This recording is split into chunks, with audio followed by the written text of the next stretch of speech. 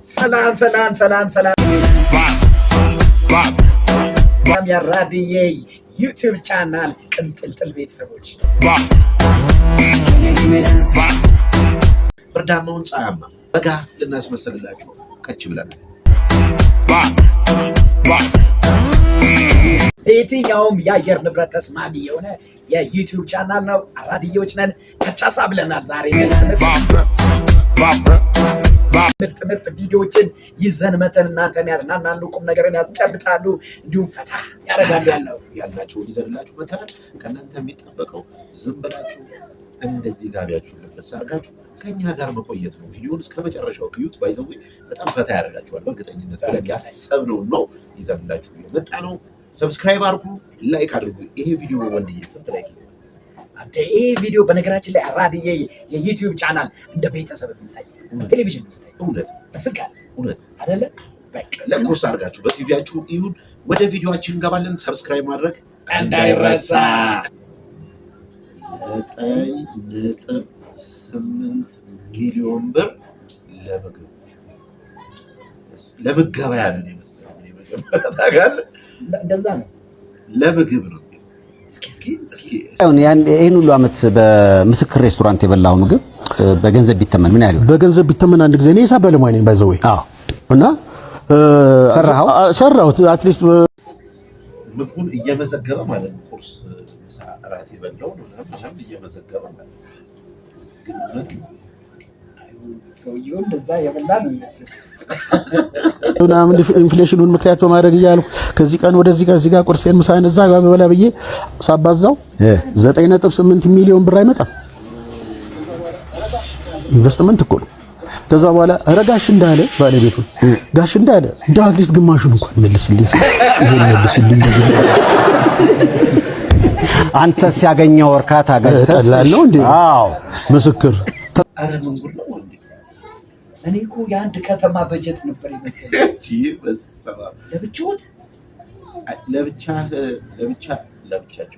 ለብቻዎት በጣም ከባድ ነው ጋሽ። ምንድነው ነገሩ? 9.8 ሚሊዮን ብር ለምግብ። አሁን ብንደምረው እኛ ስንት ነው የበላነው? ምንኛ በየአይነት እንደዚህ እድሜ ልክ እሳቸው ስጋ ነው እኮ የቆረጡት። ስጋ ቆራጭ ምችት ያለው ሰውዬ ደግሞ በቃ እኔ እንደውም ተጭበርብሯል እንጂ ከዚህም በላይ የበሉ ነው የሚመስለው። እውነት ነው። የሆነ የተጭበረበረ አለ። ይጣራልን ጋይስ መሰለኝ። ኧረ ታይወም እንዴ? አዎ ከተማ ነው እኮ ይሄ ሁሉ ከተማ ነው እንዳለችው ሰውዬው። በጣም ይገርም።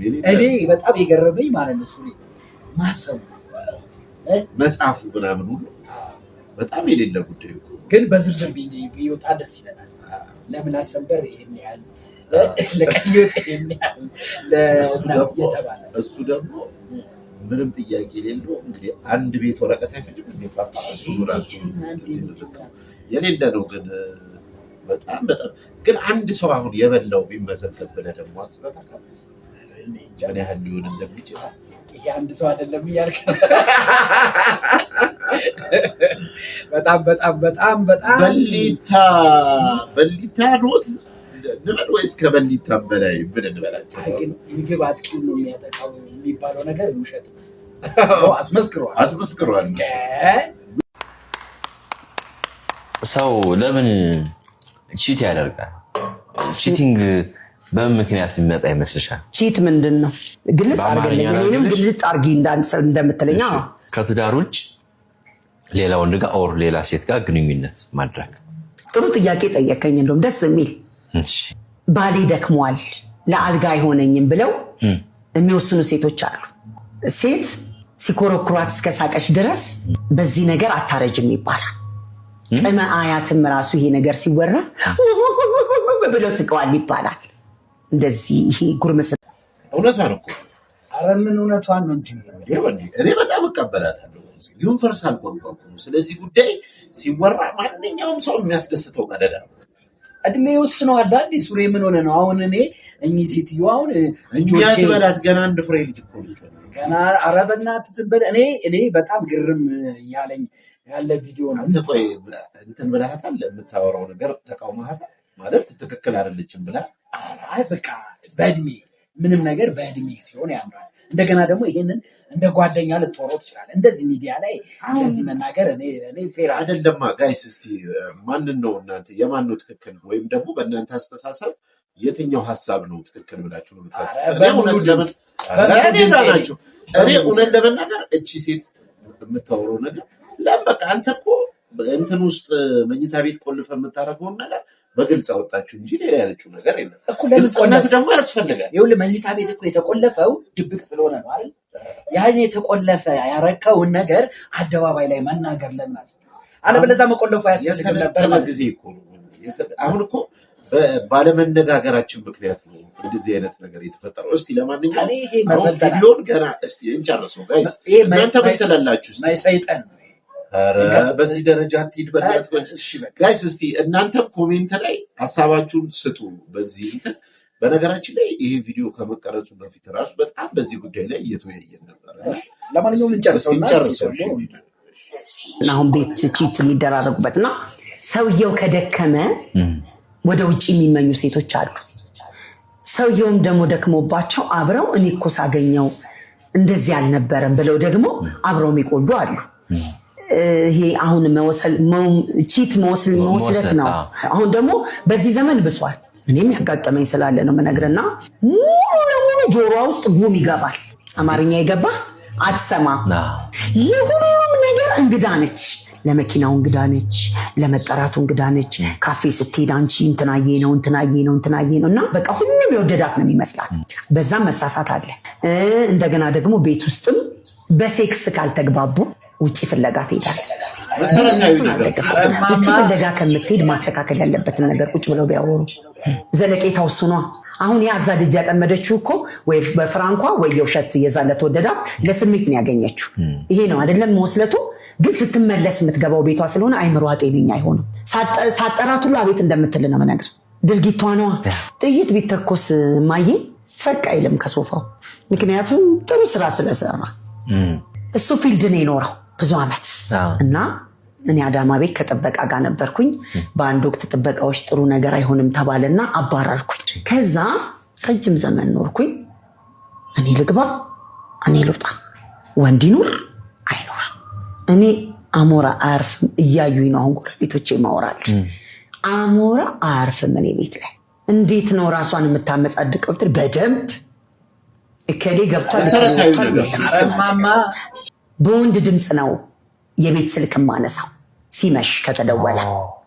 ልል የፈለኩት እዛ ቤት ወንድ አሁን እኮ ትክክለኛ ነገር እኮ እያለች ነው። ለምን እንደሆነ ታውቃለህ? እያለች ያለችው እኮ አሁን ግልጽነት በማጣት ምክንያት የተደበቀ ነገር ነው። በቃ ይሄ ድብቅ ወሬ በመሆኑ ምክንያት የተፈጠረውን ነገር ነው የምትነግረን። ስንቱ ትዳር እንደ የፈረሰው በነገራችን። እኔ እንዴት ነው ሰው ስንት ዓመት አብሮ የኖረ ሰው በሴክስ አለመግባባት ማለት ነው? እኔ እኮ ከደከምክባት በቃ ምንም ማለት ከባድ ነው። ሌላ ምን አለ? ይሄ እኮ ተፈጥሯዊ ነገር እኮ አይኖ። ግን ሱሬ እኔ እኮ ከእድሜ አንጻር አሁን እንደዚህ የሆነ ወጣት ወጥቶ እንደዚህ ቢያወራ እኔ ምንም አይመስልም። ከእድሜያቸው አንቱ አትበላት፣ ገና አንድ ፍሬ ልጅ ነች። የሚገርም ነገር አሁን እሷ በጣም ብዙ ዓመት ያካበተችውን ልምድ እኮ ነው እያካፈለች ያለ። ወጣቱማ ቢወጣ አይሆንም። ወጣቱማ አያውቅም ገና። አልጋ ላይ ከደከመ ማለት ምን ማለት ነው? እንጨፈለጣ ነው እንደ አልጋ ላይ ታዲያ ከደከመ ጋይስ ከደከመ ነው አይደል? ከደከመ ተውት እኮ እያለች ነው። ታዲያ እኮ ግድ ነው ከደከመ ታዲያ። እሺ በእንትን በምንድን ነው በፍሬም ሰቅላ ግርግዳ ላይ ልታስቀምጠው ነው? አሁን እኔ ለእኚህ ሴትዮ አሁን እኔ ጆሮ የምሰጠው እኛ ትበላት አንቺ በላት ለእኚህ ኩያ ልትሆን ትችላለህ።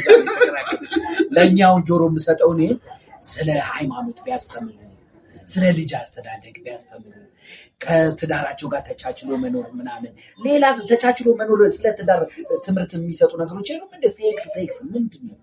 መሰረታዊ ነገር ነው። ሴክስ እኮ መሰረታዊ። እሺ ቆይ አሁን መሰረታዊ ነገር ምግብ፣ ልብስ፣ መጠለያ፣ መጠለያና ሴክስ የሚል መሰረታዊ ነገር አለ። እሺ እንጨርስ። ጋይስ እናንተም ኮሜንት እያደረጋችሁ በዚህ ጉዳይ ላይ በጣም እኛ በጣም እየተነጋገርን ያለ ነው። እኔ ትክክል ናቸው፣ ግልጹን ያወሩት ነው የምለው።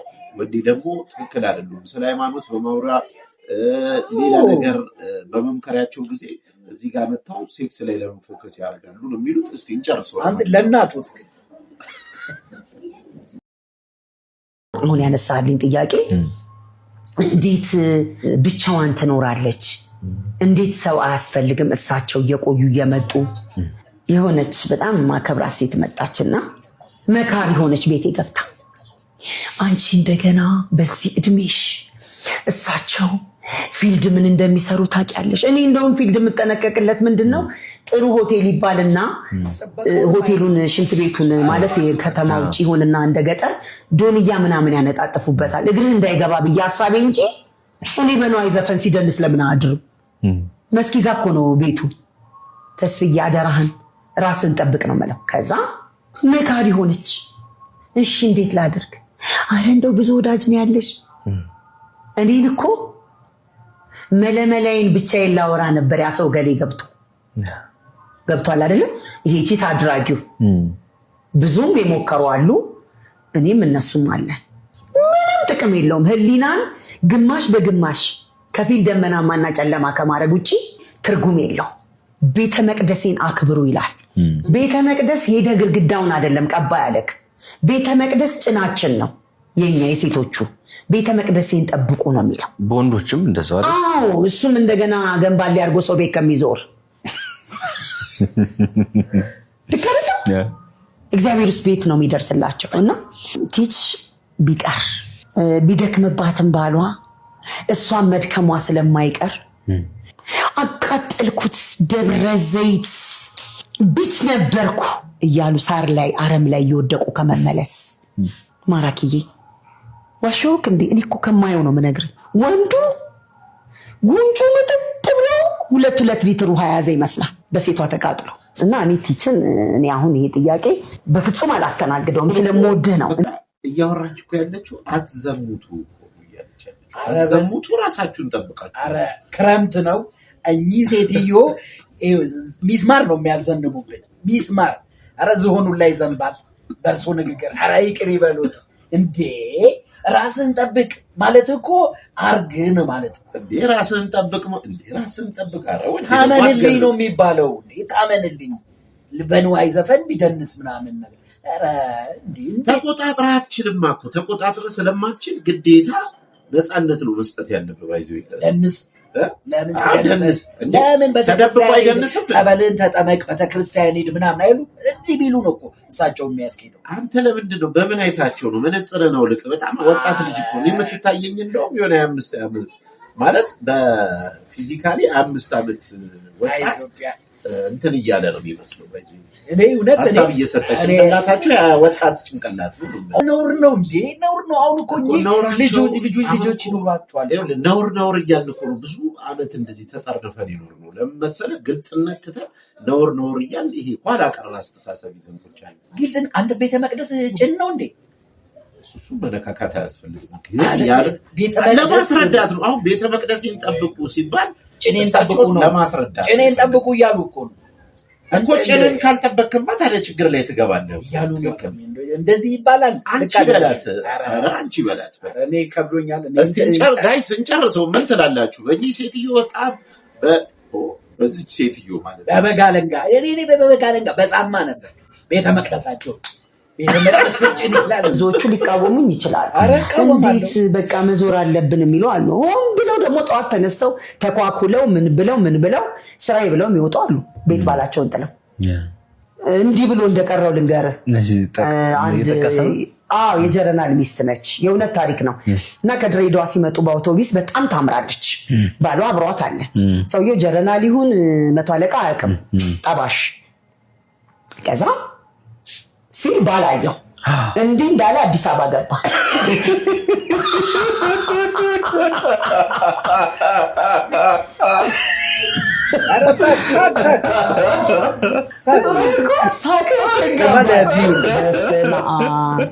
እና እንዲህ እንዳለ አንዳንዴ የምንሄድበት መንገድ የሚያዋርደን ነው። የወደደሽ ላያገባሽ ከባልሽ ወደ አትባባሽ። በደንብ ተርጉሞ ይሄን ቁጭ ስትል የወደደ ላያገባሽ ከባልሽ ሆድ አትባባሽ። እንዲሁ ያሽከረክረኛል እንጂ ካይሮና እንትን እያለ ተመልሼ የምመጣው ወደ ቤቴ ነው። የአበሻ ኮሶ ጠጥተህ ታውቃለህ? በስመ አብ ከቁርጭምጭሚቱ ነው የሚያላቅቀው። ለእንደነዚህ አይነት ሴቶች እሱን እየወቀጡ ማጠጣት ይሄ ነገር ሊለቃቸው ይችላል። ይሄ መዞሩ እግዚኦ እግዚኦ እግዚኦ እንዳያልቅ የለም አለቀ። ምን ጉድ ነው ግን? ምን ጉድ ናቸው? ምን እግዚኦታ አለ?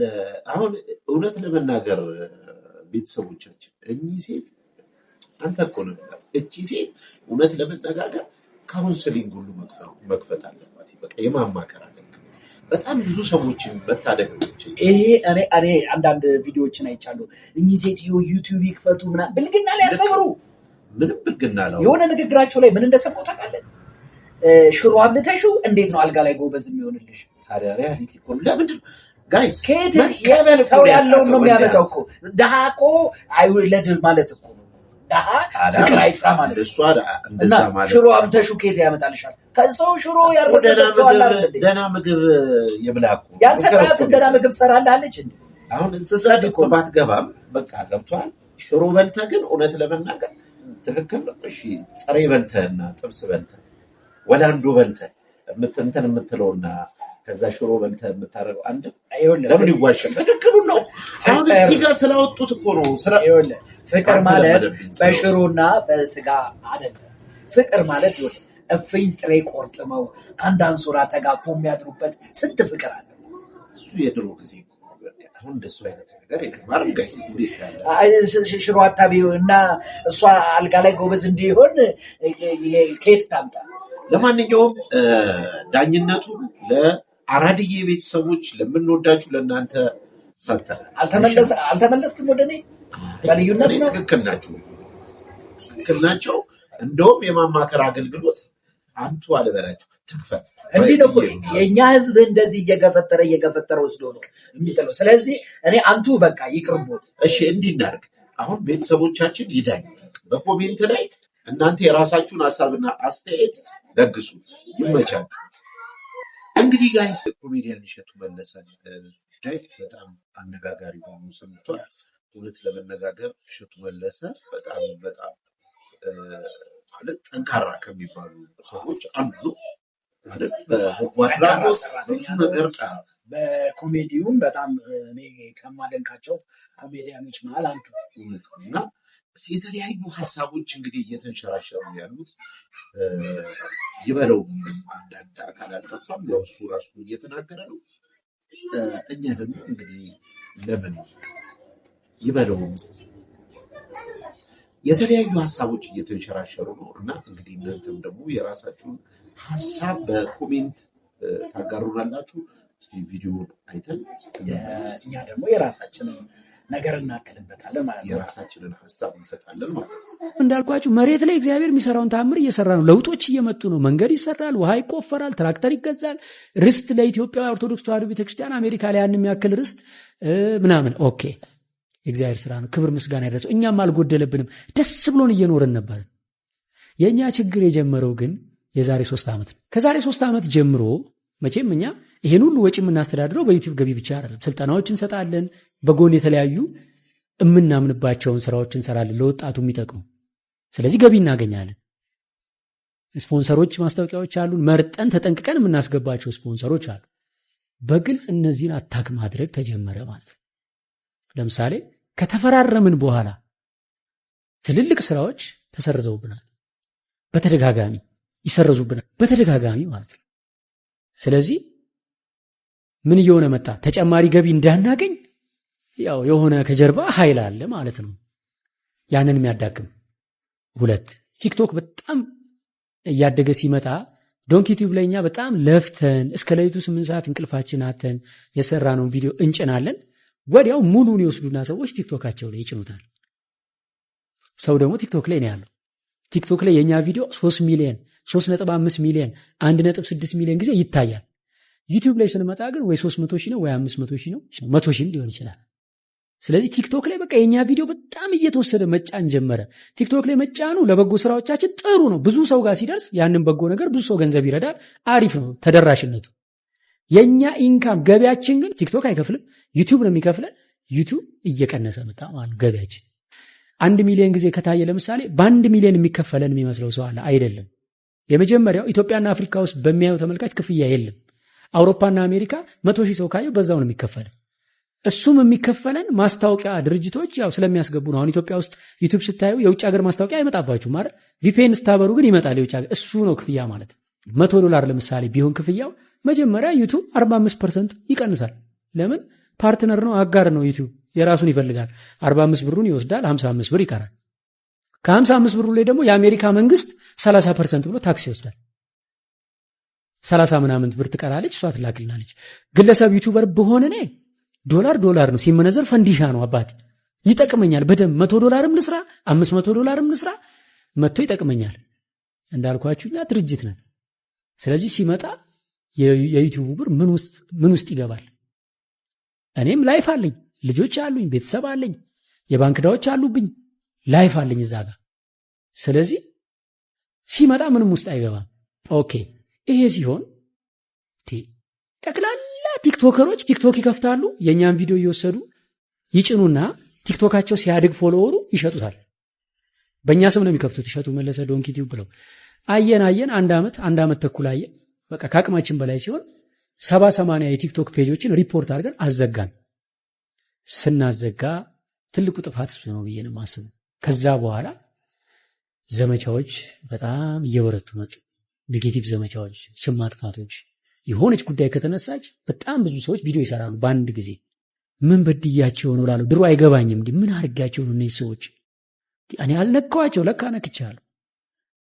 ስለዚህ በትክክለኛ አይምሮ እኔን ለመገሰጽ ቪዲዮ የሚሰራ አለ። በዛው ልክ ደግሞ ጉዳዩ ምንም ይሁን ሳያምንበት አታክ ለማድረግ የሚነሳ በዛ ማለት ነው። የፈጠራ አታኮች አይታችኋል። ትክክለኛዎቹን ማለት የምወቀስባቸውን የምሰደብባቸውን ነገሮች በአኮቴት ነው የምቀበለው። ለምን? እንደውም እግዚአብሔር ሸፍኖልኝ ነው እንጂ ኃጢአቴን ቢገልጠው ከዚህ በላይ ብዙ የሚቀጠቀጥ ነገር ያለኝ ሰው ነኝ። በጣም በጣም በጣም በጣም በጣም ብዙ የሚመታ ነገር ያለኝ ሰው ነኝ። ግን እግዚአብሔር አሳልፎ አልሰጠኝም፣ ሸፍኖ ይዞልኛል።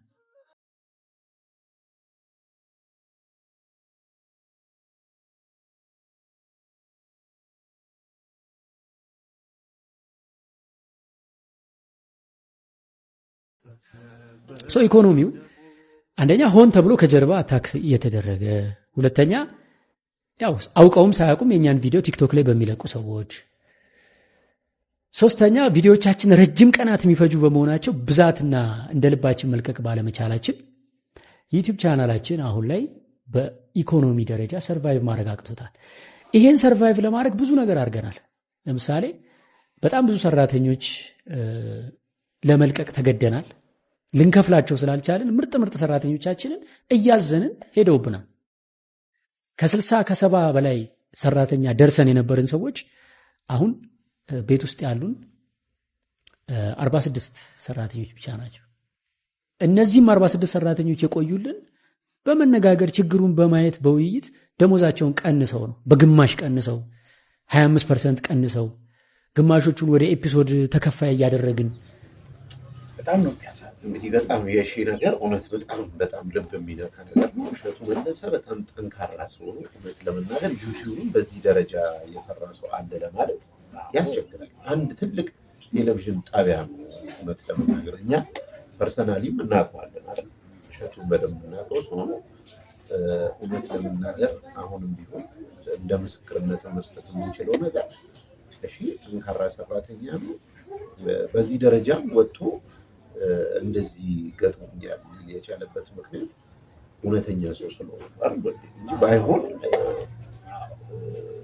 ሌላ ማለት በደንብ የተጠቀመ እንደሌላው ብዙ ነገር ያደረገ ሰው ቢሆን እዚህ ጋር መጥቶ ይሄንን በዚህ ደረጃ ሊናገር አይችልም አይመስልም። በነገራችን ላይ ይሄን ችግር ከገጠመኝ 3 ዓመት ገደማ ነው እያለ ነው። ግን ምንድነው እኛ ሀገር ድንጋይ አንዱ ከወረወረ ሌላውም ይወረወራል እና ከሰሞኑ ጋር ከአንድ እምነት ተቋም ጋር በተፈጠረ ነገር ይበለው አይነት ስሜት ነው። ግን እሱ ግን የቆየ ችግር ነው፣ እየቀስ በቀስ እየመጣበት ያለ ችግር ነው እንጂ አሁን በቅርብ የመጣበት ችግር እንዳልሆነ ነው። እና ሰውን መደገፍ ባንችል መንቀፍ ምን ያደርጋል? በቃ ዝም ማለትም አንድ ነገር ዝምታ መልስ ነው እኮ በቃ እኔ አሁን እንደዚህ ብለህ ጽፈህ ኮሜንት አድርገህ ሰድበህ የምታገኘው ነገር ምንድን ነው? ምንም የለም። እውነት ቤተሰቦቻችን እሸቱ መለሰ እኔ እንደ እሸቱ መለሰ አንድ ነገር አላረግም ምንም ማለት በሱ በዚህ ደረጃ ልናግዝም ምንም ልናረግ የሞከርነው ነገር እንኳን የለም። አትሊስት አንድ ነገር ሲያበረከተ ልጅ እንኳን ስለሆነ ባናጠው አሁን በእርግጠኝነት በደንብ እየተደገፈ ያለው 3000 ሜምበር እንደውም አሁን ገብቷል ብዬ አስባለሁ። እኔ እንደ እሸቱ ጥፋት ሊኖርበት ይችላል እንደ አንድ ግለሰብ ግን እዛ ጋ አሁን የተባረሩት ሰራተኞች አስባል ቤተሰብ አላቸው፣ ኑሮ አላቸው፣ ልጅ ያላቸው ሊኖሩ ይችላሉ ምናምን። ስለዚህ እሸቱ መለሰን አይደለም የጎዳ ነው እዛ ጋር የሚሰሩትን ሰራተኞች። አሁን እንደ ዶንኪ ቲዩብ ሊከስር ይችላል፣ እንደ እሸቱ መለሰ ላይከስር ይችላል። ከእንግዲህ ብቻውን እኮ በተለያዩ ስራዎችን መቀጠል ይችላል። ግን እዛ ጋር ሰው ሲባረር እነዚህ ልጆች ስራ ያው በጣም አስቸጋሪ ነው። ስራ ቶሎ አይገኝም። ስራ ያጣሉ። የቤት ኪራይ አለ፣ የሚበላ አለ። በጣም አስቸጋሪ ነገር ነው እና አንድ እሸቱ እንዳለው እሱ በቃ ተናግሯል። ከዚህም በላይ ኃጢአት አለብኝ አለ። ግን ግለሰብ ጎዳን ብለን አንዳንዴ ህብረተሰብን እንጎዳለን እና እሱ ያደርጋሉ እንትን ይላሉ ያሏቸው ሰዎች ቢያድጉ አይደለም ዝም በማለት ትብብራችሁን አሳዩ ስንል እንደ አራድዬ ዩቲዩብ ቻናል መልእክታችንን ለማስተላለፍ እንፈልጋለን። ድጋሚ እነዛ ሰዎች ማለቱ አይነሳም። እነዛ ሰዎች ተጨማሪ እጥፍ ሰራተኛ ይኖረዋል። ምንም ጥያቄ የለውም። እኛም ከጎን ነን። እሺ በርታ እንላለን። አራድዬ ነው። እሺ አራድዬ ቤተሰቦቻችን እስካሁን አብራችሁን ስለቆያችሁ ከልብ እናመሰግናለን። የት ነበሩ? አራድዬ ዩቲዩብ ቻናል የእናንተ ዘና ፈታ ላላ የሚያደርጋችሁ ቤት ውስጥ ነበራችሁ። እኛ ቤት ፎንቃ ብቻ ነው ያለው። እንግዲህ እስካሁን አብራችሁን ስለቆያችሁ በጣም በጣም እናመሰግናለን። ይህንን ቪዲዮ የምትመለከቱ ቤተሰቦቻችን ሰብስክራይብ፣ ላይክ፣ ሼር፣ ኮሜንት ማድረጋችሁ እንዳይዘነጋ ጋይዝ። እኔ ወንዴ አራድዬ ነበርኩ። እኔ ደግሞ ሱሬ የአራዶች ወራዶች። ሰብስክራይብ እያደረጋችሁ ላይክ እያደረጋችሁ ፋሚሊ ሁኑ። በቀጣይ የሚገርም ቪዲዮ ይዘንላችሁ እንመጣለን። ቤተሰባችን ሁሉ ሰፖርት አድርጉን። እናመሰግናለን። ፓፓ